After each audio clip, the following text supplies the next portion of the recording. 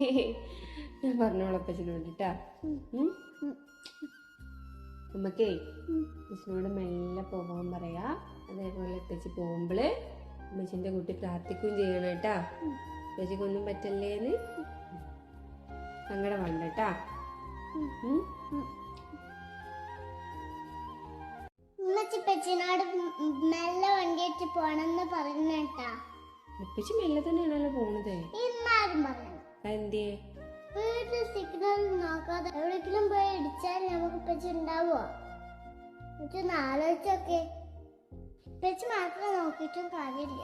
എന്തേ നമുക്ക് ഓർമ്മയില്ല ഇന്നാള് ഒരു വണ്ടി നമ്മളെ മുമ്പിലും കണ്ട് ഇടിച്ചു വന്ന് ഞാൻ ആകെ പൊടിച്ചു. വണ്ടി വെച്ച് പോകുമ്പോ ശ്രദ്ധിക്കണമെന്ന് പറയട്ടെ മെച്ചിയ. ഞാൻ പറഞ്ഞു കേട്ടാ. ഇപ്പച്ചില്ലേക്ക് നമ്മളെന്തോ പിന്നെ കാട്ടാമോ? ഇപ്പച്ചില്ലേക്ക് നമുക്ക് ആകെ